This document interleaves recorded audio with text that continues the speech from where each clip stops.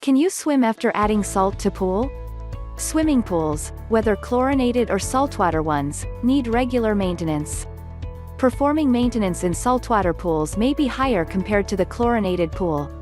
It's because of the chlorination system that requires installation. But over time, you'll realize that it'll help you save money. Before having more information about, can you swim after adding salt to pool? Subscribe to my channel for more latest videos. Can you swim after adding salt to the pool? Experts say that you need to wait at least 20 minutes to 1 hour before going back to swimming. It is to ensure that the salt is completely dissolved and has circulated.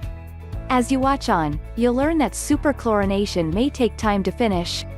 That even if it will not harm you after adding salt, it is still better if you wait for it to dissolve. Adding salt to water may take up to 24 hours.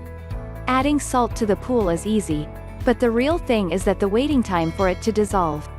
Though there is no specific study that supports this, most saltwater owners said it's the best. They say that for salt to dissolve, you need to let it circulate through the main drain. And they say that the more you use a finer grade of salt, the faster it will dissolve. There are also pool owners who suggest you go back swimming even after adding salt into the pool. As long as the free chlorine levels are okay and you see the pool's bottom, swimming is okay.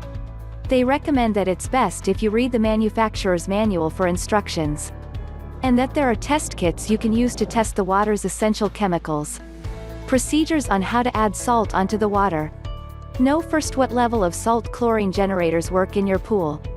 You can refer to the salt generator manual. Next is to determine your pool's salt current level. If your pool is newly installed, the salt level must be at 0 ppm. If you are converting to a standard chlorinator, the salt levels must be at around 500 ppm. Using a saltwater test strip, measure your pool's current level. You can as well bring a water sample to pool stores for them to verify the salt level. Don't worry, as it is free of charge. Know how many pounds of salts you will be using to reach the 3,500 ppm. You'll need some calculations. You can get it by calculating how many gallons there are in your pool. Then you can add salt by using the salt table guide.